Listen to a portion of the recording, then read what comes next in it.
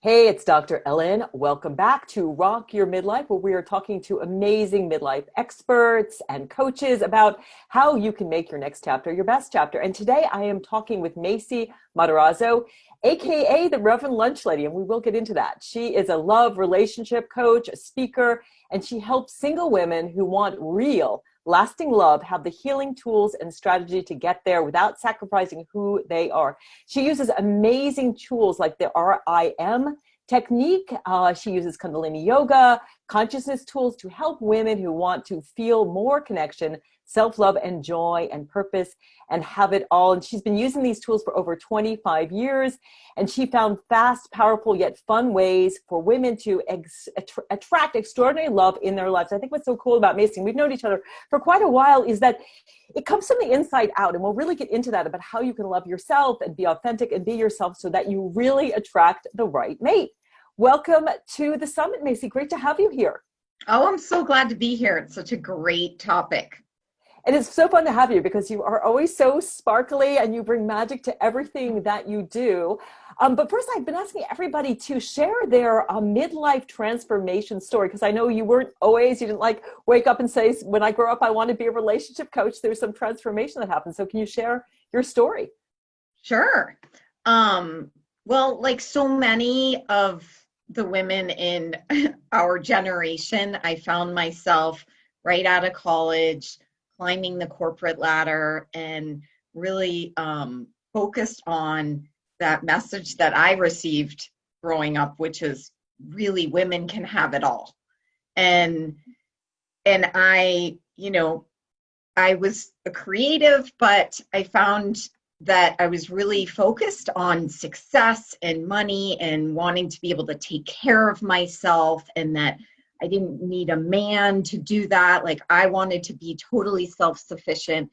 And so, I found myself at one point in this corporate office behind an HR desk and, looking at all the salaries and jobs. And I realized I could pretty much do any of these things that other people were doing. I was meeting the people, they're making all this money. I'm like, I'm just going to start just saying I can do things and figure it out along the way.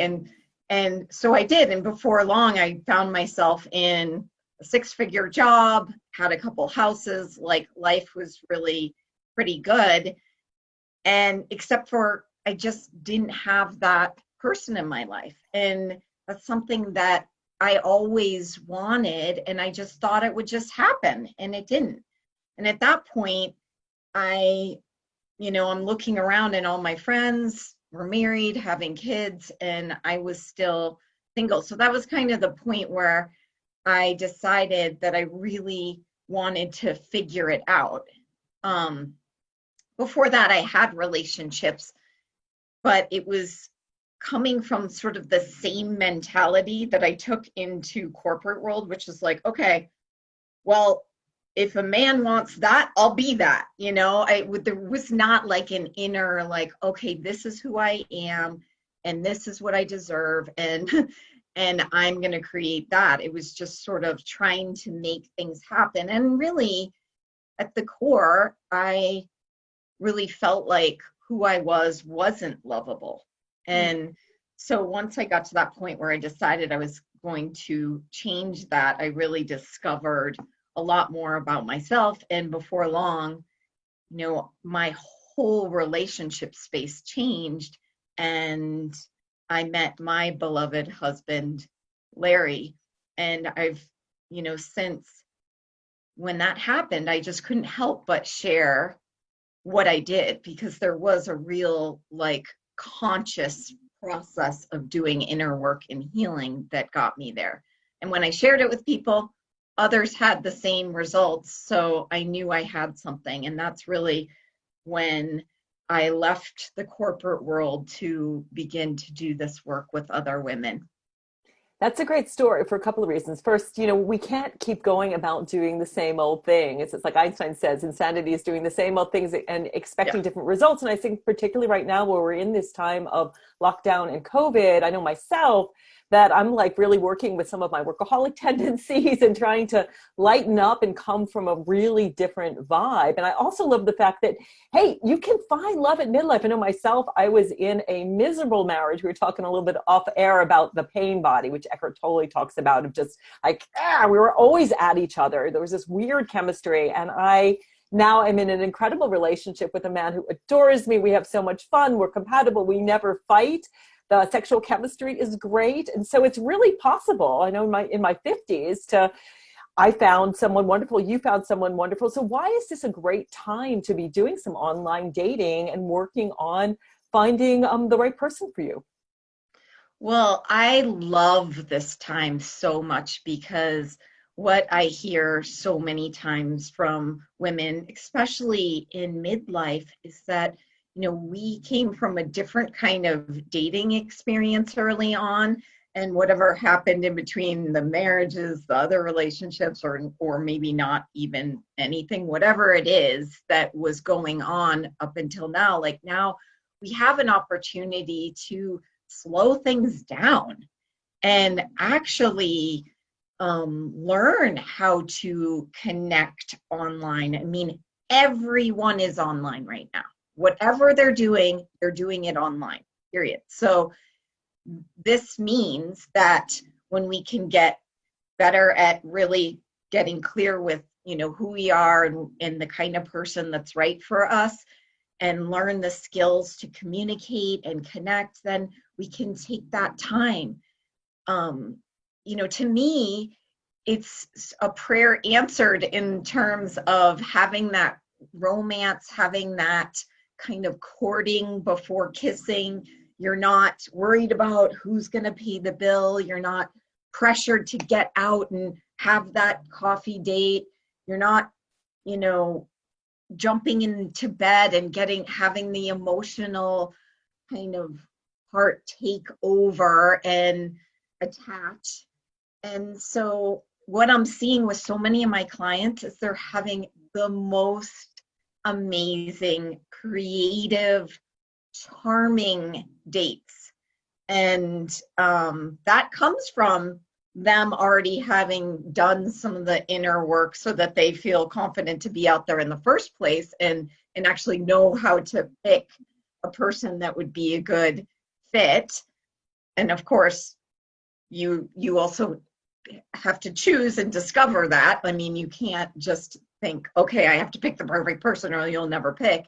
But as they do that and get to know people that are exciting them, I have one client who's, they're asking each other questions and writing haikus back and forth and using pictures and like just really playful stuff, and even candlelit dinners over Zoom and making coffee together, and just really a great foundational space for getting to know another person at a deeper level before going any further. And frankly, why not have a companion during this time? I mean, being alone for this much time is not good for our mental health. Right. And it's great. Technology really can connect you. And I think, what you said is so true, that when you jump right in bed, and certainly, Match.com and all of those places have that reputation of people are using it, to hook up. But that can really interfere with you having a clear perspective on whether or not someone's good for you. So you can kind of create this, it's kind of like a safe, fun way. So I'm really curious about, you can give us some ideas about what people can do in terms of the inner work. Like you did that inner transformation. I know myself, when I showed up and attracted, my love, I was just being my usual beautiful self. I was sharing Reiki, something that I loved.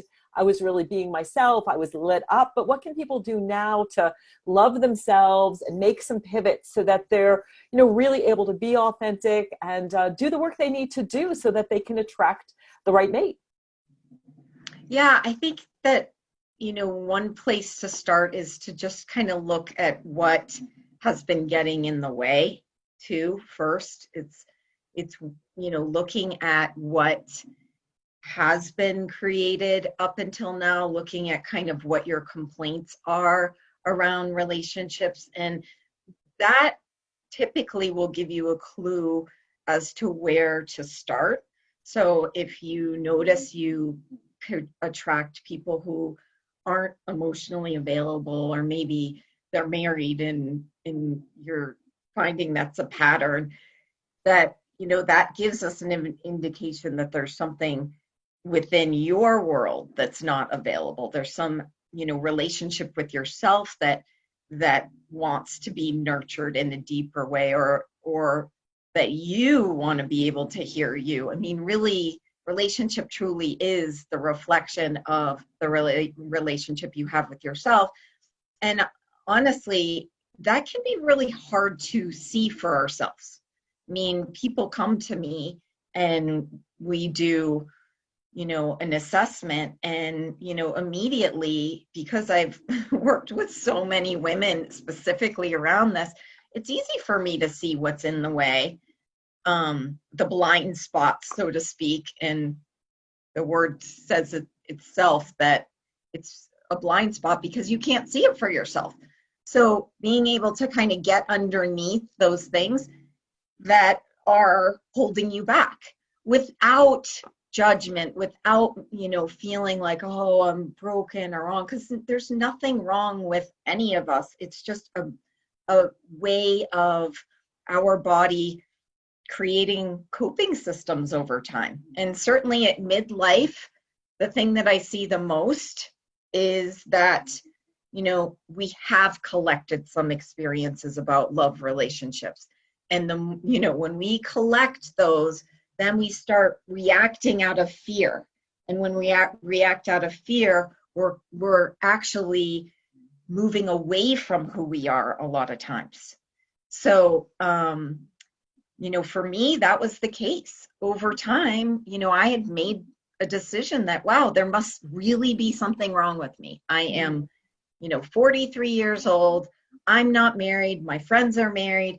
There is something wrong with me. And I felt like that was non-negotiable. I am going to have to settle. I am not going to be able to have what I wanted. That's where I was. And so it took, really, I did some yoga practices. I did, work with a coach. I got a lot of support to kind of change that point of view, and actually noticed where I've made myself wrong over and over again.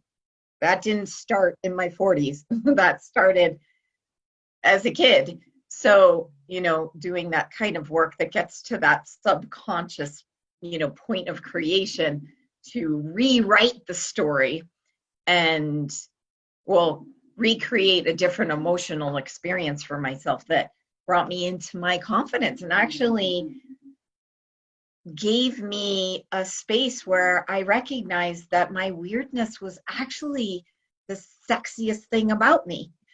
And I had all these other ideas about what it meant to be pretty and sexy and attractive, and none of them are actually what truly is me.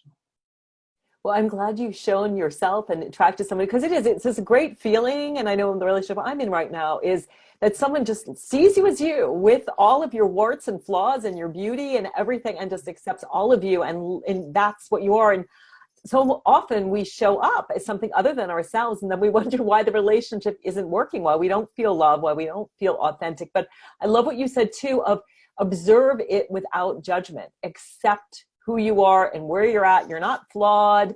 There's nothing wrong with you. And, a lot of the blocks that you have, you learned early on in life. Like maybe you saw your parents interacting in a certain way. And I know my first relationship, my marriage, I was very much attracted to that. It was familiar. My parents fought all the time. They're still together. They adore each other. They're okay with it. But I stepped into a relationship that kind of mimicked what I saw growing up. That's what I thought relationships were about. Yeah. And, you can observe those patterns without judgment. So do you have any other tips on how women can love themselves? Because we're really talking about the law of attraction here. So if you love yourself, if you're not getting into that fear of, I'll never be loved, what's wrong with me, I'm going to be alone my whole life, and get into this place that I love myself and I love my life and I'm going to attract someone. How do you get into that place? What are some of the tools you help women with to help them really love and cherish themselves so they can show up with that really positive, loving vibe? Yeah, well, I mean, if we can get out of judgment and recognize that we're creating our life, then that's a huge leap into creating something different with yourself, that relationship with yourself. And, you know, really, I mean, the tool I use a lot with my clients is called regenerating images and memory. And that's a tool that, you know, I use one-on-one with people, but I also do some group stuff.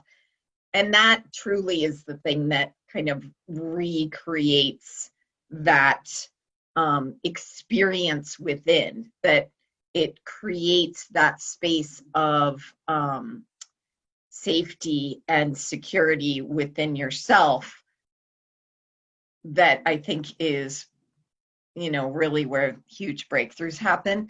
But in terms of loving yourself, you know, that becomes a choice, really. Like, you choose to have something different with yourself. And how can you do that? You look at all of the ways that you're, you know, you start being more and more aware of how you function. I mean, for me, for so long, I had very little awareness as to how I was functioning. I didn't think I could change it. I didn't think I was in control of that voice in my head. And we are. So, I mean, it's continuing, it continues to chatter, but it's how we respond to it and how we are present with it and what we believe.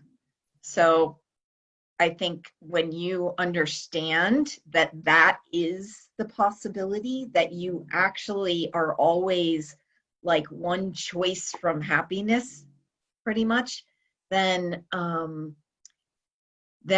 you know, you're developing more of your power, the kindness and the intimacy and the vulnerability with yourself. Yeah, that's a great point. I teach a lot of self-compassion, and particularly now we're in lockdown and there's a lot of suffering around. When you notice that you're stressed and upset, if you want to love yourself, notice when you're suffering, and instead of like following the pity party, the thoughts that are negative, just say, oh my God, I'm suffering right now. This is really hard. And think, what do I need right now to feel better? So that's a great point of, you know, we choose our happiness, and we can choose to love ourselves by every time something shows up a difficulty, we can turn towards ourselves and treat ourselves the way we would a good friend. And that'll Yeah. shift your ability to attract a mate in your life. So I want to get a little bit into, you know, when we're in this lockdown period, what are your best tips for people who are creating a profile and also trying to interact with profiles? What do you recommend for your clients so that they're, you know, picking the right people to interact with and also showing up in a way that is authentic, but at the same time attractive? So you don't want to do your, you know, your 20-year-old, your 20-something headshot, but you still want to come across and get people interacting with you. Yeah, I think let's just talk about the profile, because the profile is really important in terms of when you're creating a profile. There's a lot more that you can take advantage of in even the process of it. You know, if you approach writing this profile from the energy space and consciousness of, I am connecting with my beloved, there's a real amazing energy that can come through, rather than, oh my God, these tools are stupid. There's a bunch of, you know, I'm probably going to get scammed, or, you know, I don't know what to write. Like all of these things, then you're really contracting in it. So I recommend coming to the process with the energy of what you're wanting to have in your relationship. That space of being supported and feeling someone who has your back, and that you get to have someone else's, and showering each other with love and all of the things. So that's the energy part that I think you want to play with. The second piece, I would say, in actually writing a profile, I mean, I do entire courses on this, so I'll give a couple tips, but is really, this is about showing a person how you do you in life. And so in writing, to show them how you do that, you want to use words that actually create pictures. You want to actually paint that picture rather than saying, I am healthy, I want someone who's funny. Well, that means nothing, because for one person, healthy is, a organic kale smoothie. And for another person, healthy is, I'm going to put a piece of lettuce on my cheeseburger, so, what is the picture that is you? And so really playing with that. Same with funny. The sense of humor one comes up a lot. Like, oh, I want someone who's funny. Well, there's a lot of different kinds of funny, and there's a lot of funny that's really annoying if it's not your funny. So, Yeah. so being able to say, something like, are you Ellen or Seinfeld, or, give something, or share, something funny that happened to you so that people can see what makes you laugh. So that's really, an important part. And the final piece is really, bringing that space of invitation. As you're creating a profile, you also want to include your beloved in that. So in ways where you can give some insight on who this person is. You are the kind of person who blah, blah, blah. Whatever it is, include that person in it a little bit, so that when the person's reading it, they feel, wow, I could be that for that person. Like I could be successful.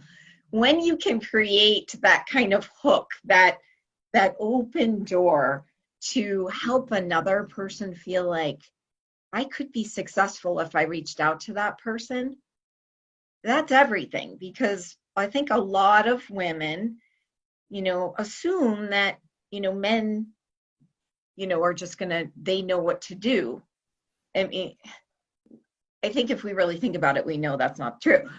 But, we're assuming that they know what to do, that they're fearless, that they're chivalrous and all of these things, but they're also scared. They're also not wanting to be rejected. They're also, looking for love and not sure, or whatever it is, just to have a little awareness about that. And then the final thing I'll say about all of this is that remember that, online dating applications, computer all of the things, it's just software. So being annoyed with software doesn't really make a lot of sense. So recognizing that the people behind the screen, behind those profiles, are other humans like us, who long for connection, who long to find love too. You may not be their person, and in fact, most of the people online are not your person. So if you can just have the mindset that, oh wow, most of these people aren't going to be my beloved. That's what makes a beloved so cool, that they're a special person. So rather than like making up a story about, oh, look at all these people, none of them are working. Look, like the drama of that is just draining and not worth your time. Just to know that the actual ratio is more that aren't going to be a match and a couple that will pique your curiosity. And that's perfect. Yeah, great tips. So, I mean, and there's more than one beloved. You can think about like who there could be a variety of people that are great for you. But a couple of things I really want to pick on that are so great is, we've got all this technology with right now during lockdown. It's awesome, but we're really going to the basic human stuff of storytelling. So it sounds like what you're saying is tell a story. You're kind of manifesting, really doing some soul searching about the qualities and expanding that into a story. Like I would love to sit and watch Footloose with someone, or Groundhog Day. I'm longing for someone to eat popcorn. One of the things I love to do with my beloved is, watch TV and do a little spread on our little coffee table and enjoy movies and laugh, but create a whole story of what you're looking for. And the other thing that's so important too is as men are just people too, and you got to be compassionate. Like, they're struggling too. It's not, I think we have a lot more in common than we don't. And it's about ripping down some of those walls and barriers of thinking the stories that you're telling yourself of there's nowhere out there for me and guys are so hard, but realizing that we're all in this together. You know, men want to be loved. They want the same things. They want somebody, like you said, somebody who's got their back, somebody who's fun to be with. We want companionship. So they kind of want the same things that we do, that we're not coming from different ends of the spectrum. Yeah. And all of this is, I think the human part of it is so important to remember, because, it's easy to go into judgment. It's so easy to go into judgment, going online and thinking, oh, this one's wrong, this is wrong, all of the things. And it's just loses a lot of energy. But also, I will say that it isn't easy to write about yourself. It isn't easy to paint those pictures about ourselves. And it isn't easy to kind of get to that space. So what I end up doing with my clients is we do this special process that I created that is kind of an interview that actually pulls those things out. Because what I find that most people do is the stuff that they're sort of saying under their breath when we're doing the interview is the most powerful stuff. So then I help them, collect all of that and put it together in a profile. So it's a really fun process, and it makes it a lot easier to talk about yourself when you're with another person and not having to just stare at a piece of paper or the keyboard. Yeah, so it sounds like lighten up and have fun with it. And this is such a good time. I know myself, I'm doing a lot of self-inquiry of asking, who am I? What did I love to do as a kid? What really lights me up? Not like you were saying, this mask of, in your case, I'm a corporate executive. This is who I am. But really, who are you on a deep level, and showing that part of yourself to the world? So one final question. I've got to ask you, why AKA Reverend Lunch Lady? Well, I do some intuitive readings, and they're all using vintage recipe cards. And I have a whole bunch of different cookbooks. It's sort of like this super triple trademarked talent I have, I guess. And then one day I was just meditating on it, and I had this sense that there was a sort of name for me, and that's what came through. I mean, I wish it was a more exciting story than that. I mean, I will say that I did have sort of an affinity for lunch ladies as a kid. I don't know, I just had this time where I hung out with the lunch lady a lot at school. I liked working. I liked washing trays. I liked helping out. So there was that. And then another time later in life, right after college, I actually worked at this amazing preschool, and I was the lunch lady for real. So I have actually been a lunch lady, and I am a reverend. So there you go. Thank you for the stories. And so I want to let people know where they can connect with you if people are looking for love and they want to do some of that inner work and really find that mate for life. How do people connect with you? And tell us a little bit also about your free gift. Well, they can connect with me easily at bighappylove.com, and right on the first page, if you want help finding love and you want to have a conversation about that and look at your own blind spots and figure out what you could do, click Help Me Find Love. Super easy. And then I do have a free gift. It's called Wake Up and Smell the Loser, How to Stop Attracting Jerks and Attract the One Who Adores You. And that title just makes me laugh. I actually don't believe there really are that many jerks in the world. We're just all people doing the best we can. And but there are times when I felt like that. So this free gift will actually guide you through 2 different ways of dating. One works, one doesn't. And it'll give you a chance as you're reading through to really see where you stand in this and how you function, and give you an opportunity to choose something else. Because when you can choose the way that works, then you can start practicing those ways of being, those habits, and anything that keeps you from that, certainly let's have a conversation, because then, sometimes it's just a simple tweak to, unplug some of those things so that you can actually really remove those blocks that keep you from allowing love in your life. Because oftentimes it's, the fears, the insecurities that we're not aware of that are actually on purpose keeping you from love, because it's not safe for you to have that. So great job, body, but this is an opportunity to, if in your heart you're saying, oh, I love the idea of sharing my life with someone. Yes, it makes sense. You're human. We long to connect. So let's figure that out.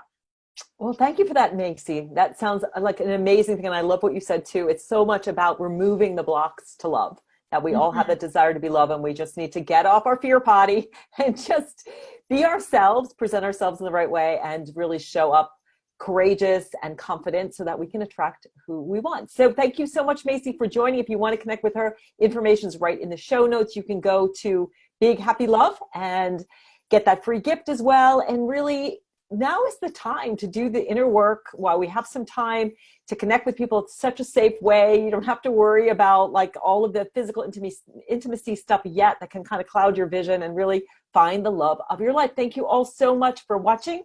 Please stay tuned tomorrow for some more Rock Your Midlife. I'm Dr. Ellen, the Midlife Whisperer. Have a beautiful day. Bye, everyone.